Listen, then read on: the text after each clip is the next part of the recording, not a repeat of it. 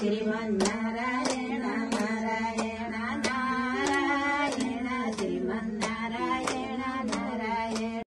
पाल्पा, गुल्मी र स्याङ्जाको संगमस्थल रुरुक्षेत्रधाम रेडीको गायत्री मन्दिरमा देखिएका यी मलिन अनुहार लिएर बसेका आमाहरूले परिवार, आफन्त, समाज र इष्टमित्र भुलेर जीवन सङ्घर्षका तीता अनुभव मात्र गरेका छैनन्। उनीहरूले यही गायत्री मन्दिरको पिँढीमा बसेर जीवन गुजारिरहेका छन्। रुरु क्षेत्रमा रहेको ऋषिकेश मन्दिर व्यवस्थापन समितिले यी आमाहरूको हेरचाह गरे पनि आमाहरूको मनमा बलेको पीडाले कता कता मन चस्कने गर्छ।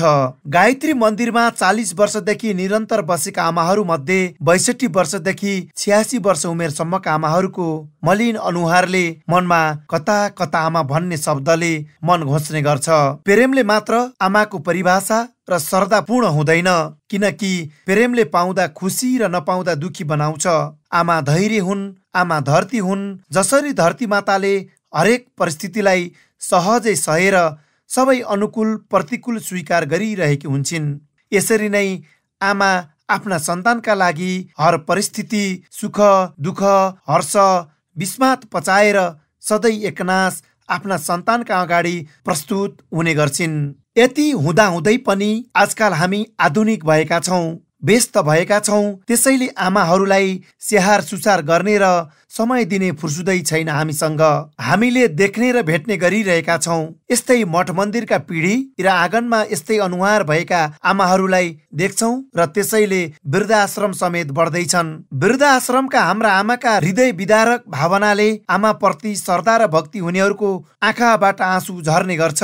जिन्दगीका हरेक अँध्यारा र अप्ठ्यारा मोडमा आफ्ना सन्तानलाई उज्यालो बाटो देखाउने आमालाई अँध्यारोमा धक्कल्ने दुष्प्रयास गर्ने सन्तान पनि हाम्रै समाजमा छौँ, हामी नै हौँ। आमा उमेर छँदा मात्र होइन, वृद्ध हुँदा पनि आमा नै हुन्।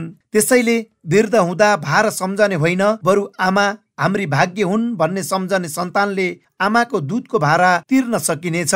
भनिन्छ नि, बुढो रुखले फल नदिए पनि शीतल दिन्छ भनेर।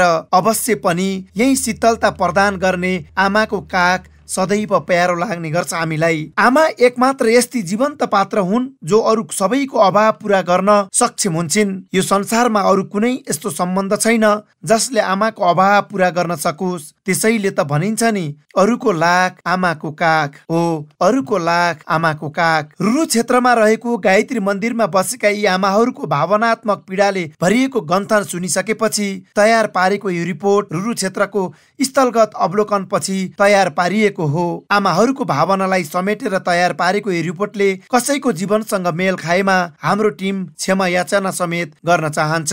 भुवन रायमाझी, रेडियो मुक्तिनाथ, पाल्पा।